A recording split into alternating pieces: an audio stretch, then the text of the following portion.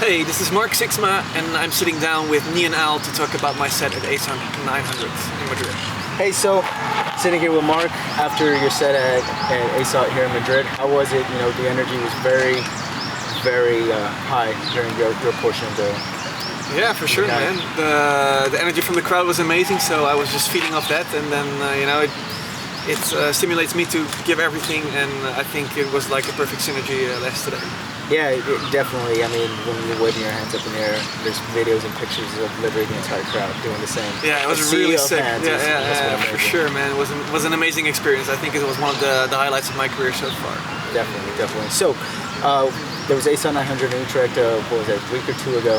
Yep. And now ASOT here in Madrid. How did you prepare for both? You know, was there anything specific that you did for Madrid versus Utrecht, or do you kind of go into it the same mindset, just saying, hey, I want you guys to just dance? So in Utrecht I played the pre-party, which is, it was still a big venue. It was on the Ocean Diva, which was a boat party, which was really good.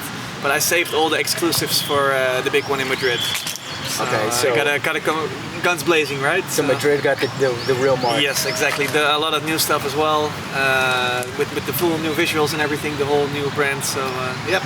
Awesome. So you and Ben Nicky just had a release come out. What was it, about a couple weeks ago? Yep. How did that come about? You know, I mean, Ben Nicky's kind of known for his more harder side stuff, and you're more known for that big room trance sound. And you guys just had a baby together, and it seems to be just it's something ravey. Is what I exactly. Call it. You know, I think it's the middle ground. You know, we both have been listening to dance music since like the early '90s, and back then rave was a big thing, and so we both have our roots in that as well. And I think bringing back that kind of old school rave vibe with the reverse bass and everything, it felt like a natural fit for both of us. So yeah, I think this was the common ground. Definitely. So you said reverse vibe.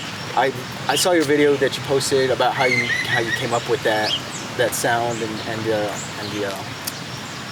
off bass, if you will. Yeah, the off bass. So you're doing the masterclass with Armada. That's right. Yeah.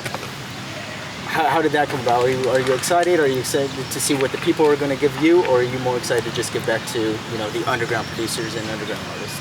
Yeah, well, when I look on my social media, there's a lot of aspiring producers on there who are looking for their way in, and they want to learn from me. Basically, they ask me questions about mixing, mastering, give them feedback on their tracks, and obviously I don't have time to answer each and everyone individually, but doing this masterclass allows me to just show everything I do and then show it to as many people as possible. Like explain how I make a track, the creative process, everything involved in going from the first beat to the last, basically.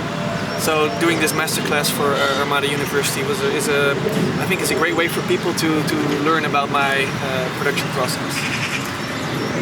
So you talked about you've been doing this since the 90s. Your production process is, it's unique to yourself and you alone.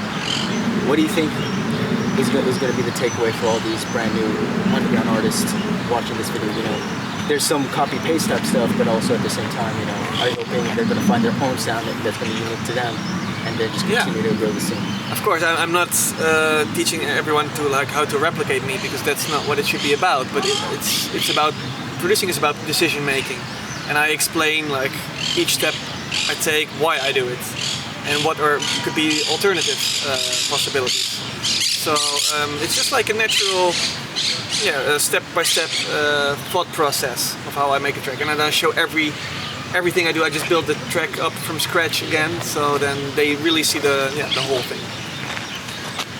What's the number one piece of advice or tip that you give to the underground producers trying to make it in the industry?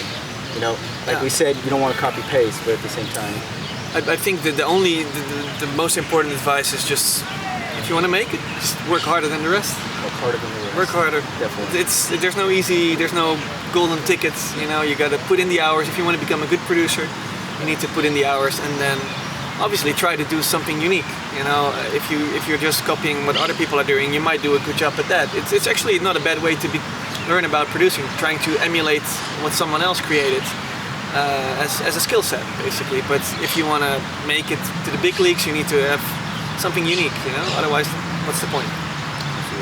So, like I said, we do a lot of random questions. Yeah. Pineapple goes on pizza, yes? Oh, definitely, man. course. Pizza Hawaii on pizza. for days.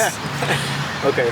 So, other than that, we also want to know, what is one thing that you are absolutely grateful in this world today? You know, What I'm grateful about. the number one thing that you are the most grateful in the world today. So I don't understand. What I'm most grateful Yeah, about. what you're most grateful for just in life right now. I think being able to just do what I love and make money from it, just like living my dream, you know, just living every day, waking up, getting into the studio, making new music, or getting up and touring, and that combination is also, I think, keeps things very interesting for me. I don't want to be like only in the studio or only on the road. Just living the dream, basically. So, and then having people support me is amazing. So, you said touring. Festival season is pretty much about to kick off in the next couple of weeks. You got anything on the list that we're allowed to know about right now, or anything in particular that you're really super excited to be playing? Yeah, I have a lot of big shows. I just obviously did ASOT 900 in Madrid here, which is a big one for me. Then next month I have Dreamstate coming up, which is another big deal in Vancouver.